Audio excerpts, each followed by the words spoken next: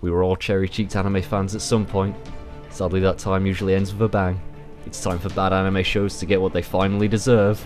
No matter how many episodes or how bad it is, I'll prevail and beat them all. It's time for Undroppable. This anime. Just this anime. I gotta hand it to you guys. This show is perhaps one of the most difficult shows I've had to research while writing this script. I used all the usual places and there is very little, not just on the plot and setting, but also on the characters and who starred in this.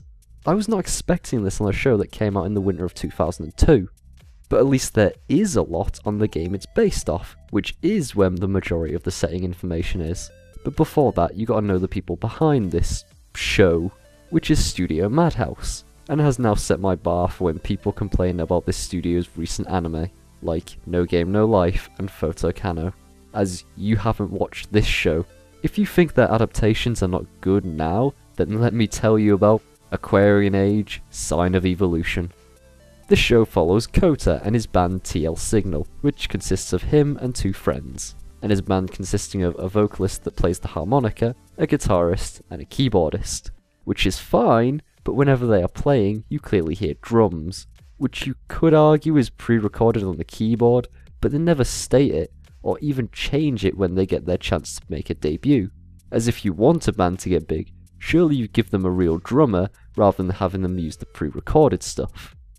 But saying it's about him and his band is a lie, as it's really about a war between 4 different factions that have always fought, with the reason being lost to the mists of time.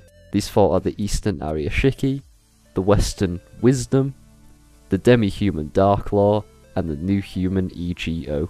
Which we learn only about these in episode 8, with them talking about these factions all before then, but since we are never told these are the factions' names, you just assume these are the names of the people with these superpowers.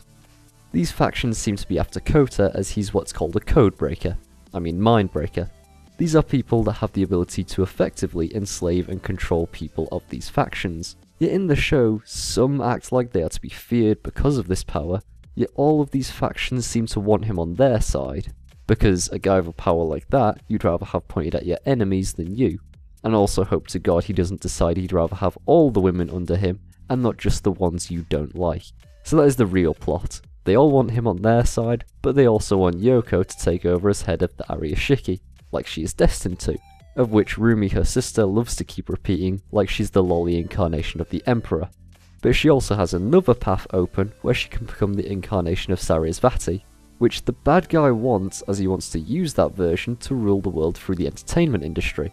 Which is not impossible considering the modern world and how influential the media in all its forms is. But why Sarasvati? There are countless gods of entertainment. What made them choose her specifically?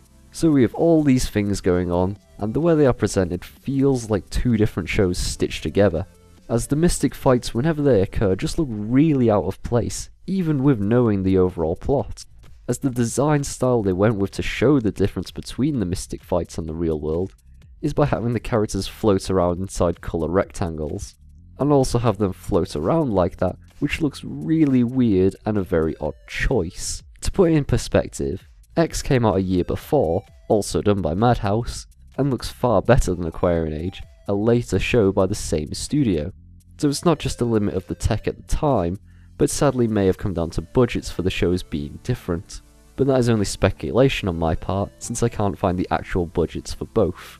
This is a show that really does nothing to explain its setting or plot until it's almost irrelevant, as you shouldn't be explaining basic knowledge 3/4 of the way through, as like me, the viewer remains confused and alienated as the show tries its hardest to leave you in the dark.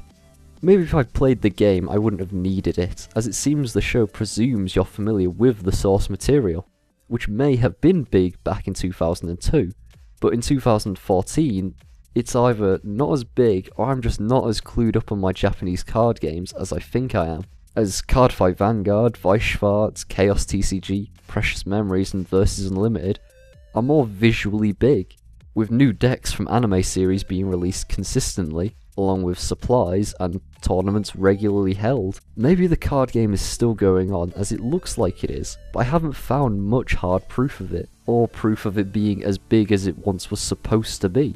So yeah, this show is perhaps the most confusing show I've seen so far, almost to frustrating levels, as I want to know what's going on, but the show keeps not wanting me to understand it. So I'm gonna go cleanse the palette, deep clean style after this one. So I'll see you guys in the next Undroppable.